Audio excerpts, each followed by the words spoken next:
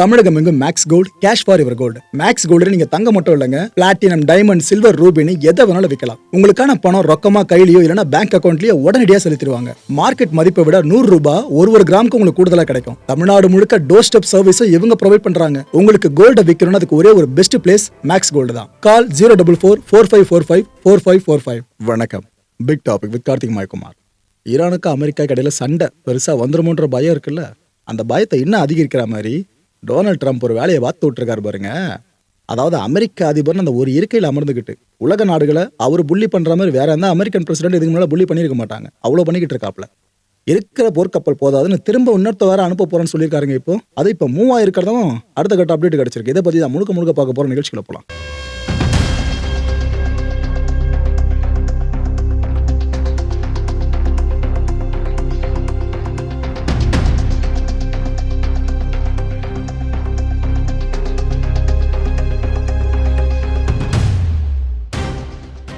Iran இப்ப என்ன தெரியுமா வார்ன் பண்ணிருக்கு? ஒருவேளை போர் வெடிச்சுது அப்படின்னா, அதாவது அமைதி பேச்சுவார்த்தை போய்கிட்டு இருக்கு, அதை மறந்துடாதீங்க மக்களே. ஆனாலும் ஈரான் இந்த ஸ்டேட்மெண்ட்டை விடுது அப்படின்னா அமைதி பேச்சுவார்த்தையில 2 தரப்பு எதிர்பார்த்த விஷயம் நடக்கலன்றதா லிட்டரலா இங்க தெரியுது. வெளியே வேணா பம்மாத்துக்கு சொல்லிக்கிறாங்க, சூப்பரா போச்சு, குட் இனிஷியேட்டிவ், நல்ல ஸ்டார்ட் அது இதுன்னு 2 பேருமே. ஆனா உண்மை பாருங்க, அங்க ஒழுங்கா எல்லாம் போதுனாக்கா எதுக்கு போரை பத்தி பேசணும் இப்போ?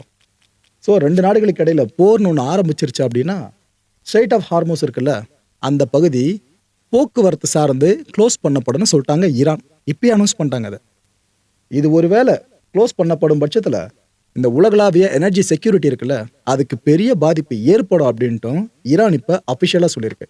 அதாவது இது அமெரிக்காக்கான ஸ்டேட்மெண்ட் கிடையாது, உலக நாடுகளுக்கான ஸ்டேட்மெண்ட். பாருங்க, நாங்கள் எல்லாத்தையும் பொறுத்து போகிறோம். அமெரிக்கா சும்மா இல்லாமல் ப்ரெஷர் கொடுத்துக்கிட்டே இருக்கு. நாங்கள் இந்த நியூக்ளியர்லாம் ஃபுல்லாக இங்கேருந்து காலிலாம் பண்ண மாட்டோம், எங்களோட மக்களுக்கு தேவை அது. நாங்கள் இந்த டீலுக்கு ஓகேவும் சொல்ல மாட்டோன்ற பட்சத்தில் அமெரிக்கா எங்களை அடிக்குதுனாக்கா அது உலகத்துக்கு நன்மை இல்லைன்ற மாதிரி ஒரு சைக்காலஜிக்கல் வார்ஃபேரை ஈரான் இப்போ முன்னெடுக்க ஆரம்பிச்சிட்டாங்க. ஆனால் இவங்க சொல்றதுல ஓரளவுக்கு உண்மை இருக்க தாங்க செய்யுது. ஏன்னா இந்த குளோபல் ஆயில் ட்ரேட் இருக்குல்ல, இதில் 5ல் 1 பங்கு ட்ரேடு எந்த பக்கம் சார்ந்து நடக்குதுன்னு நினைக்கிறீங்க? இந்த ஸ்ட்ரெய்ட் ஆஃப் ஹார்மோஸை கடந்து தான் நடக்குது. அங்கே கடந்து அந்த கப்பல்கள், அந்த ஆயில் டேங்கர்ஸ்லாம் வெளியே வந்தால் தான் சம்மந்தப்பட்ட நாடுகளுக்கு போக முடியும். ஸோ 5ல் 1 பங்கு வரைக்கும் உலகளாவிய ஆயில் ட்ரேடில் இதுதான் ரொம்ப முக்கியமானதாகவும் இருந்துகிட்டு இருக்கு. ஓகே, நெத்தன்யாகு அவர்கள் எரிஞ்சிட்டு இருக்க நெருப்பில் எண்ணெயை ஊற்றுற முயற்சியா ட்ரம்ப்பை சந்திச்சாரா? சந்திச்சுட்டு அவர் என்னத்தை சொன்னாரோ ஏதை சொன்னாரோ, ட்ரம்ப் அதுக்கப்புறம் என்ன நம்ம அனௌன்ஸ் பண்ணியிருக்காரு. லாஸ்ட் டைம் பார்த்தீங்கன்னா ஈரான் கிட்ட இதே போல நியூக்ளியர் டீல் சார்ந்து பேசணும். ஆனால் அவங்க அந்த பேச்சுவார்த்தைக்கு சம்மதமே தெரிவிக்கல. அப்புறம் இழுத்து பிடிச்சி அப்படியே நாங்கள் உட்கார வச்சு பேசிட்டோம். ஆனால் கடைசி நேரத்தில் அவங்க டீலுக்கு நோ அப்படின்ட்டாங்க.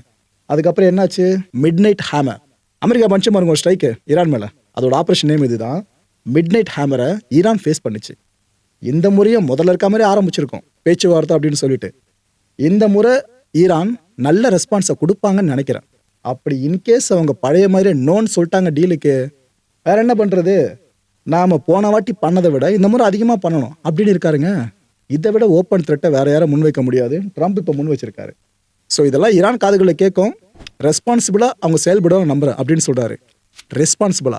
அப்போ அமெரிக்க அதிபர் எந்த அளவுக்கு ரெஸ்பான்சிபிளாக இருக்காப்புல? இந்த கேள்விக்கு அவருக்கு ஆன்சர் தெரியுமான்னு தெரியல. ஓகே, USS ஏப்ரஹாம் லிங்கன் ஏற்கனவே இந்த ஸ்ட்ரைக்கிங் குரூப் ரெடியாக இருக்கா? ஈரானை அடிங்க அப்படின்னு ட்ரம்ப் ஆர்டர் இஷ்யூ பண்ணதை அடிக்கிறதுக்கு கூடவே 3 கைடட் மிசைல் டெஸ்ட்ராயர்ஸ் வேற இருக்கு. இந்த USS Delbert D Black, USS மெட்ஷரு, USS மெக்ஃபால்னு எல்லாமே ரெடியாக இருக்குது. இது பத்தாதுன்னு US ஸ்ட்ராட்டஜிக் B-2 பாம்பர்ஸ் இருக்குல்ல, அதுவும் ரெடியாக இருக்குது. ஒரே நேரத்தில் கப்பல்ல இருந்து அட்டாக்கை லான்ச் பண்ண முடியும், விமானங்கள்ல இருந்து அட்டாக்கை லான்ச் பண்ண முடியும். ஸோ ரெடியாக இருக்குது. சில நாட்களுக்கு முன்னாடி ட்ரம்ப் அனௌன்ஸ் பண்ணியிருந்தார் பாருங்க. இது மட்டும் கிடையாதுப்பா, இன்னொரு பெரிய ஆர்மடா ஈரானை நோக்கி நான் அனுப்ப போகிறேன்னு சொல்லியிருந்தாரு. சரி, சும்மா பயங்காட்ட தான் சொல்லிக்கிட்டு இருக்காருன்னு நினச்சா, இந்த அமெரிக்க ராணுவ தலைமையகமான பென்டகன் இருக்குல்ல, அவங்க இப்போ ஒரு ஆர்டர் இஷ்யூ பண்ணியிருக்காங்களாம். அந்த 2வது ஆர்மடா இருக்குல்ல, அதான் அந்த 2வது போர்க்கப்பல் தொகுப்பு, அதை இப்போ நம்ம ஈரானை நோக்கி அனுப்பலாம் அப்படின்ட்டு அவங்களே கிட்டத்தட்ட ஆர்டர் இஷ்யூ பண்ணுற அளவுக்கு போயிடுச்சாங்க. அந்த 2வது போர்க்கப்பல் வெரி வெரி டேஞ்சரஸ், ரொம்ப ஆபத்தான கப்பல். அது USS ஜெரால்ட் ஆர் ஃபோர்டுன்னு சொல்லுவாங்க இந்த போர்க்கப்பல் பேர். உலகத்தோட லார்ஜஸ்ட் ஏர்கிராஃப்ட் கரியர்னு ஒரு லிஸ்ட் எடுத்தீங்கன்னாக்கா அதில் இடத்த பிடிக்கிறது இந்த போர்க்கப்பல் தான். அப்பே பெருசுங்க, மிதக்கும் ராட்சசன்னு இந்த கப்பலை நீங்கள் தாராளமாக சொல்லலாம். இந்த கப்பலில் அவங்க சாதாரணமாகவே 40 ஜெட்ஸ் வரைக்கும் டெக்கில் வச்சுருப்பாங்க. அப்போ இஷ்யூலாம் பெருசாகுதுனாக்கா யோசிச்சு பாருங்கள், கெப்பாசிட்டி எவ்வளோ தூரம் இன்க்ரீஸ் ஆகும்னு சொல்லிட்டு. இது இப்போது கரீபியன் சீலேருந்து கிளம்பி மிடில் ஈஸ்டை நோக்கி போகிறதுக்கான பயணத்தை ஆரம்பிக்க ரெடியாக இருக்கிறதாவும் தகவல் கிடைச்சிருக்கு. யார் கண்டா இந்த வீடியோ பப்ளிஷ் ஆகிறதுக்குள்ள கூட அந்த கப்பல் தன்னோட வாயேஜை ஆரம்பிச்சிடலாம். கடந்த அக்டோபர் மாதம்தான் இந்த கப்பல் இருக்குல்ல, இது மெடிட்ரேனியன் சீலேருந்து அனுப்பப்பட்டு கரீபியனை சென்றடைஞ்சிச்சு. எதுக்காக? இந்த வெனிசுவேலா அதிபரை தூக்குனாங்க பார்த்தீங்களா, ஒரு ஆப்ரேஷன் நடந்துச்சு அமெரிக்கா பண்ணுச்சுல, அந்த ஆப்ரேஷன் அப்பவும் இந்த கப்பலை தான் அங்கே பயன்படுத்தியிருந்தாங்க. இதை கொண்டு போய் அங்கே நிறுத்திட்டு அதுக்கப்புறம் எல்லா வேலையும் ஆரம்பிங்க அப்படின்னு சொல்லிட்டு இதே கப்பலை தான் இப்போ ஈரானை நோக்கி அனுப்புறேன்ட்டு ஒரு முடிவு எடுத்திருக்காங்க. ஸோ இந்த ஜெரால்டு பார்த்தீங்கன்னா கூடிய சீக்கிரமே ஏப்ரஹாம் லிங்கனோட சேர்ந்துருன்றதான் அடுத்த பெரிய பயமா இருக்குங்க. இது வரைக்கும் ஈரானுக்கு எவ்வளோ நாடுகள் ப்ரெஷரை கிரியேட் பண்ணியிருக்கலாம், ஆனால் இப்போ அமெரிக்கா கொடுத்துருக்க ப்ரெஷர் இருக்கு பாருங்க, வரலாற்றிலே பார்க்காத ப்ரெஷர். ஏன்னா மிதக்கும் ராட்சசனை அடுத்தபடியாக அவங்க ரிலீஸ் பண்ண ரெடியாக இருக்காங்கனாக்கா இதை விட பெரிய ப்ரெஷர் வேறு யார் கொடுக்க முடியும்? ஏன்னா ஏப்ரஹாம் லிங்கனை தாங்கிறதே பெரிய கஷ்டங்க, கூடவே ஜெரால்டையும் தாங்கணும்னா ரொம்ப ரொம்ப கஷ்டம். அது என்னப்பா இதை பற்றி இவ்வளோ பில்டப்பாக இருக்குது? இந்த யூஎஸ்எஸ் ஜெரால்டு ஆர்ஃபோர்ட் அப்படின்றது அவ்வளோ பெரிய கப்பலாக என்ன அப்படின்னு கேட்டிங்கன்னா உண்மையிலே பெரிய கப்பல் தாங்க, பெரிய கொம்பு தான் இந்த கப்பல். ஏற்கனவே இஸ்ரேலை பலமுறை காப்பாற்றிருக்கு இந்த கப்பல். இஸ்ரேலுக்கு எப்பப்பெல்லாம் இந்த ப்ராக்சிஸால பிரச்சனை வருதோ அப்பப்பெல்லாம் அமெரிக்கா இஸ்ரேலை ரட்சிக்கிறேன்னு சொல்லிட்டு இந்த கப்பலை தான் அனுப்புவாங்க. அதே கப்பலை தான் இப்போ ஈரானை நோக்கி அனுப்புறதுக்கு முடிவு பண்ணியிருக்காங்க. இந்த கப்பலை பற்றி நீங்கள் தெளிவாக இந்த தொகுப்பில் தெரிஞ்சுக்கங்க, அப்புறம் புரியும் எதுக்கு இவ்வளோ பில்டப்னு. அந்த ஜெரால்டுன்னு ஒரு கப்பல் சொன்ன பாருங்க, அதுதான் இப்போ நீங்கள் ஸ்க்ரீனில் பார்த்துட்டு இருக்கீங்க. ஜெரால்டு ஆர்ஃபோர்ட் கேரியர் ஸ்ட்ரைக் குரூப்னு சொல்லுவாங்க. இது ஃபுல்லாக அதுதான் ஷார்ட்டாக சிஎஸ்ஜி அப்படின்னு சொல்லியிருந்தேன். இந்த அமெரிக்காவோட நேவி இருக்குல்லங்க, இதில் புது வரவு தான் இந்த ஜெரால்டு கப்பல். அது மட்டும் இல்லை, தி மோஸ்ட் அட்வான்ஸ்டு கப்பல். அமெரிக்கா இந்த கப்பல் கட்டுமானத்தில் எங்கே மேலே நிற்கிறான்னு நம்மளுக்கு தெரியும். போர்க்கப்பல்னாலே அவங்க உள்ளே வந்துடுவாங்க. அப்பேற்பட்ட கண்ட்ரி, அப்பேற்பட்ட நேவிக்கு இதுதான் மோஸ்ட் அட்வான்ஸ்டு கப்பலாக இருக்குது அப்படின்னா எவ்வளோ சிறப்பம்சங்கள் உள்ளே இருக்கும் பாருங்க. இதோட அளவு இருக்கு, ராட்சத அளவுங்க. இதெல்லாம் நம்ம இந்தியா சாத்தியப்படுத்தணும் அப்படின்னா இன்னும் சில ஆண்டுகள் நம்மளுக்கு தேவைப்படும். என்ன இப்படி ஓப்பனாக சொல்கிறேன்னு கேட்டிங்கன்னா உண்மை தாங்க, அவ்வளோ பெரிய கப்பல் இது. 2017 வருஷத்துல இருந்து தான் இது சர்வீஸ்க்கு என்ட்ரி ஆச்சு. இப்போ வரைக்கும் தன்னால் முடிஞ்ச அளவுக்கு சர்வீஸ் பண்ணிக்கிட்டு இருக்கு. போகிற இடத்துலலாம் வெற்றியை மட்டும்தான் இந்த கப்பல் வசப்படுத்திக்கிட்டு இருக்கு. இது ஏர்கிராஃப்ட் கரியர் அப்படின்றதுனாலேயே எதிரிகளுக்கு சிம்ம சொப்பனமாக இந்த கப்பல் விளங்கிக்கிட்டு இருக்கு.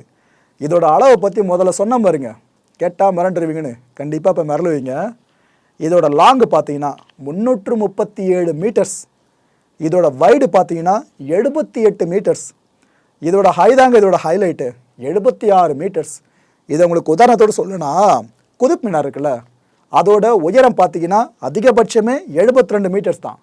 ஆனால் இந்த கப்பலோட ஹை பார்த்தீங்கன்னா 76 மீட்டர்ஸ். குதுப் மினாரை விட இதோட ஹைட் பெருசு. டெல்லிக்கு எப்படி குதுப் மினார் அடையாளமோ இதே போல தான் யூஎஸ் நேவிக்கு இந்த ஜெரால்டு அடையாளம். ஒரு போர்க்கப்பல் அப்படின்னா அதிகபட்சம் ஒரு 30,000 டன் இல்லைன்னா ஒரு 40,000 டன் பொருட்களை ஒரு இடத்துல இருந்து இன்னொரு இடத்துக்கு கொண்டு போக முடியும் அப்படிதான் நாம நினைப்போம். ஆனால் இந்த ஜெரால்டோட கெப்பாசிட்டி இருக்கு பாருங்க, கிட்டத்தட்ட 1,00,000 டன் பொருட்களை இதனால் இடமாற்ற முடியும்.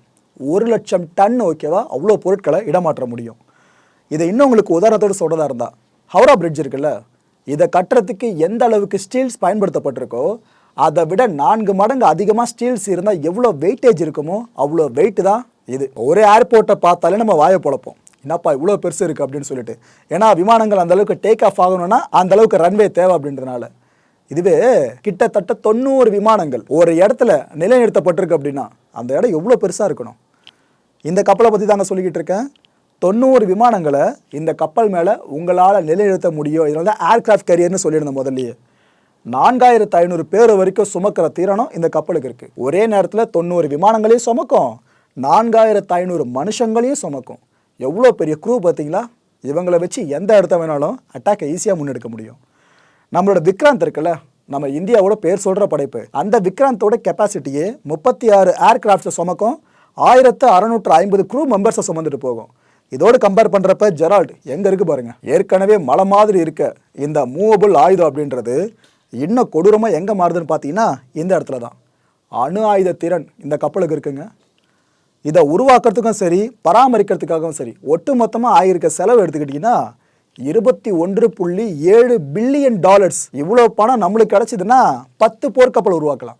ஆனால் அமெரிக்கா இந்த பணத்தை எல்லாத்தையும் மொத்தமாக இந்த ஒரு போர்க்கப்பலுக்காக மட்டும் செலவு பண்ணியிருக்காங்க. இந்த ஜெரால்டு கப்பலை பற்றி இன்னும் பல விஷயங்கள் சொல்லிகிட்டே போகலாங்க. அதில் முக்கியமானது இந்த ஒப்பீடு. அதாவது நீங்கள் முதல்ல பார்த்துட்டு இருக்கிறது அந்த ஜெரால்டு கப்பல் சைஸை பார்த்தீங்களா எவ்வளோ பெருசுன்னு. பக்கத்தில் இருக்கிறது சைனாவோட ஒரு பெரிய படைப்பு, அதுக்கு பக்கத்தில் ரஷ்யாவோட படைப்பு, இதுக்கு பக்கத்தில் பிரிட்டனோட படைப்பு, 5ஆவதா நம்ம இந்தியாவோட படைப்பு, 6ஆவதா பிரான்ஸோட படைப்பு. இந்த 6 கப்பல்கள் இருக்குல்ல, போர்க்கப்பல்கள், இதில் டாமினண்ட்டாக இருக்கிறது இந்த ஜெரால்டு தான். இந்த ஒப்பீடுகளை இப்போ முழுமையாக பார்த்துட்டு வாங்களா. நீங்கள் இப்போ முதல்ல பார்த்துக்கிட்டு இருக்கிறது யூஎஸோட USS ஜெரால்டு ஆர்ஃபோர்ட் CVN-78. இதுக்கு பக்கத்தில் இருக்கிறது சைனாவோட லியானிங், இதை CV-16 அப்படின்னு சொல்லுவாங்க. இதுக்கு பக்கத்தில் இருக்கிறது ரஷ்யாவோட பெருமித படைப்பான அட்மிரல் குஸ்னெட்ஸா. இதுக்கு பக்கத்தில் 4ஆவதாக இருக்கிறது பிரிட்டனோட HMS குயின் எலிசபெத் கப்பல். இதுக்கு பக்கத்தில் 5ஆவதாக இருக்கிறது நம்ம இந்தியாவோட INS விக்ரமாதித்யா. அண்ட் இந்த பட்டியலில் 6ஆவதும் கடைசி இடத்துல இருக்கிறது பிரான்ஸோட சார்ல்ஸ் டி கால் R91. மக்களை இந்த கான்டென்ட்டை பொறுத்த வரைக்கும் மனசில் ஒரே ஒரு வினா இருக்கு. முடிஞ்ச அதுக்கான பதில்களை கீழே கமெண்ட் செக்ஷனில் கமெண்ட் லீவ் பண்ணுங்க. ஈரான் இப்போ என்னதான் செய்யணும்னு நீங்கள் விரும்புறீங்க? நீங்கள் அமெரிக்க சார்பாக இருந்தாலும் சரி, ஈரான் சார்பாக இருந்தாலும் சரி, நியூட்ரலாக சொல்லுங்கள் மக்களே. ட்ரை பண்ணுங்க, 2 பக்கம் சார்பு எடுத்தாலும் ட்ரை பண்ணுங்க. ஈரான் இப்போ என்னதான் பண்ணணும்? அடுத்த நிகழ்ச்சி சந்திக்கலாம். நன்றி, வணக்கம். தமிழகம் எங்கும் Max gold, cash for your gold. Max gold நீங்க தங்க மட்டும் இல்லைங்க, பிளாட்டினம், டைமண்ட், சில்வர், ரூபினி எதை வேணாலும் விற்கலாம். உங்களுக்கான பணம் ரொக்கமா கையிலயோ இல்லைன்னா பேங்க் அக்கௌண்ட்லயோ உடனடியாக செலுத்திடுவாங்க. மார்க்கெட் மதிப்பை விட 100 ரூபாய் ஒரு கிராமுக்கு உங்களுக்கு கூடுதலாக கிடைக்கும். தமிழ்நாடு முழுக்க டோர் ஸ்டெப் சர்வீஸை இவங்க ப்ரொவைட் பண்றாங்க. உங்களுக்கு கோல்டை விற்கணும்னு அதுக்கு ஒரே ஒரு பெஸ்ட் பிளேஸ் மேக்ஸ் கோல்டு தான். கால் 04445454545. என் அன்பார்ந்த மாயம் ஸ்டுடியோஸ் நேயர்களே, மாயம் பக்தின்னு ஆன்மீகத்துக்காக பிரத்யேகமாக ஒரு சேனலை கொண்டு வந்திருக்கோம். மறக்காம சப்ஸ்கிரைப் பண்ணி அந்த சேனலுக்கு உங்களோட ஆதரவை மனப்பூர்வமாக தெரிவிங்க. வணக்கம் மாயம் ஸ்டுடியோஸ் நண்பர்களே. மாயம் ட்ரெண்ட்ஸ் அப்படின்ற ஒரு புதிய ஃபேஸ்புக் பேஜை ஓப்பன் பண்ணியிருக்கோம். நீங்கள் யூடியூப்பில் பார்த்துட்டு இருக்கீங்களா நம்மளோட கான்டென்ட்ஸ்லாம், இதெல்லாம் விட ஒரு படி மேலே ரொம்ப கிறிஸ்பாகவும் ரொம்ப சூப்பராகவும் நிறைய கான்டென்ட்ஸ் உங்களுக்கு இந்த பேஜில் காத்துட்ருக்குங்க. ஸோ உடனடியாக ஃபேஸ்புக் பிளாட்ஃபார்ம் போங்க, மாயம் ட்ரெண்ட்ஸ்னு டைப் பண்ணி சர்ச் பண்ணி நம்ம பேஜை ஃபாலோ பண்ணுங்கள். அப்படியே நம்ம சேனலையும் நீங்கள் சப்ஸ்கிரைப் பண்ணிட்டீங்க அப்படின்னா இன்னும் நிறைய புது கான்டென்ட்ஸை உங்களுக்காக ப்ரொடியூஸ் பண்ணி கொடுத்துக்கிட்டே இருப்பாங்க. நீங்கள் பண்ணுற ஒவ்வொரு சப்ஸ்கிரிப்ஷனும் எங்களுக்கு பெரிய மோட்டிவேஷனாக அமையும்.